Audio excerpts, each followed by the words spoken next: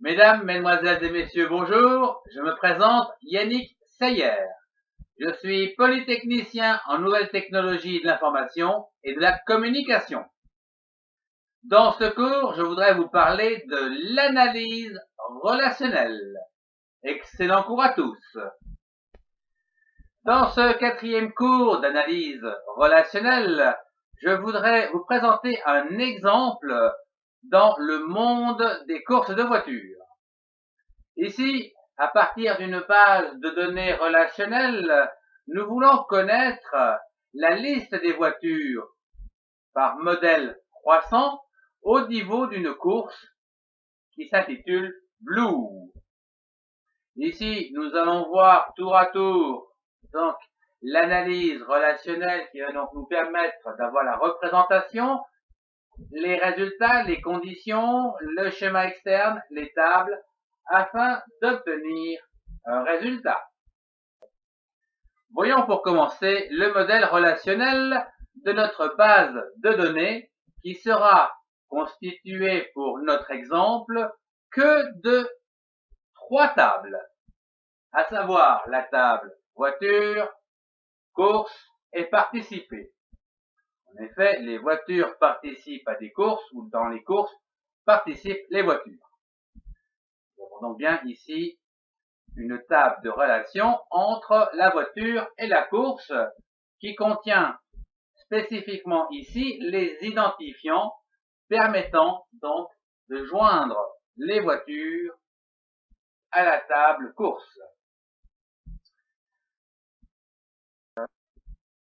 Voyons l'événement entrant qui va interroger notre base de données relationnelle afin d'en obtenir le résultat.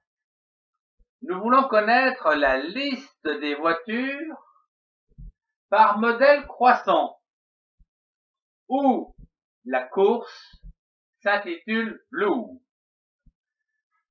Au travers de cette phrase, nous pouvons voir que nous avons bien les éléments voiture, course, au travers de notre base de données.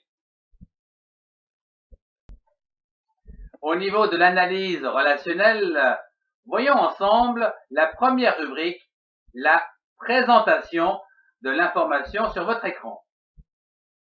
Nous voulons la liste des voitures par modèle croissant. Voilà notre information qui va nous permettre de connaître comment sera affichée l'information. Ordre croissant, c'est-à-dire order by.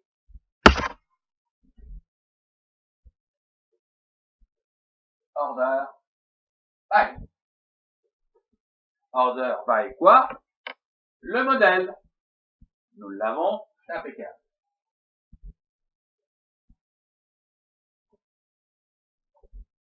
Bien. Quant au résultat, nous voulons obtenir le modèle, la liste de modèles. Donc, le modèle.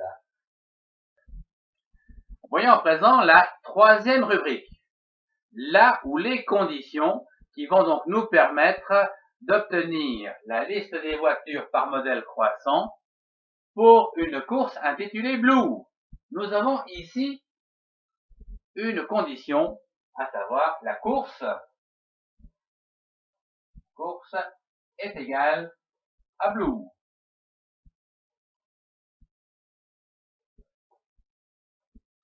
Blue ici est écrit entre cotes car c'est de l'alpha. Une autre règle générale, c'est que les noms de champs ne sont pas accentués. Bien.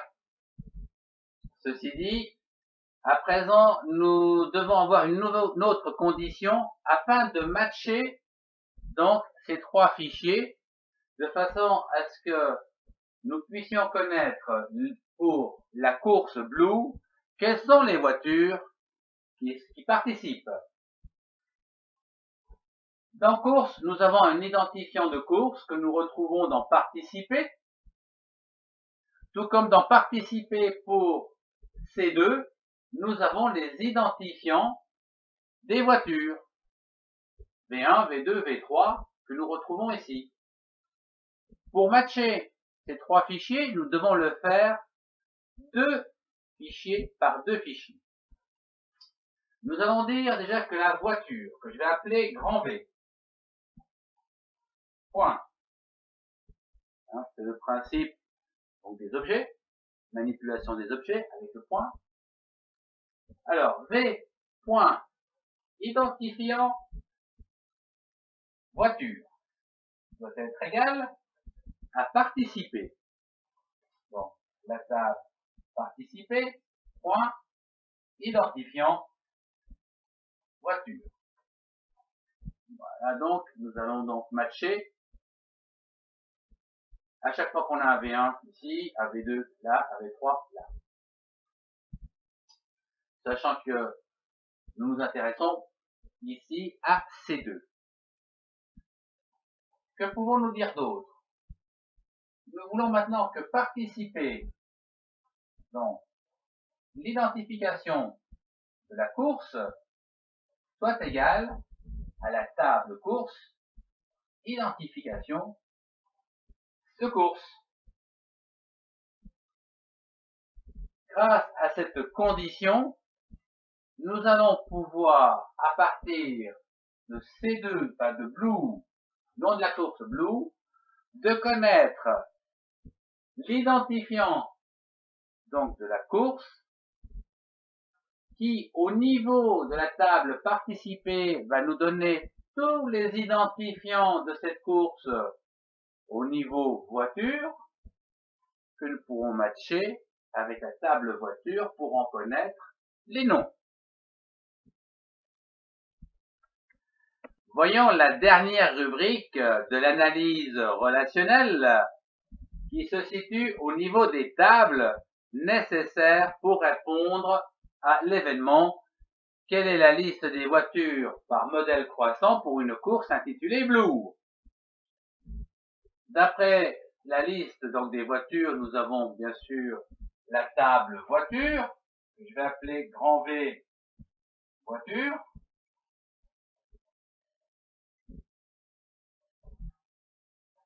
Et puis, course, que nous avons ici, grand C, course.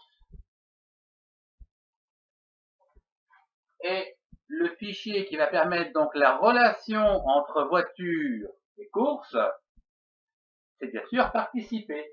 Grand P, participer.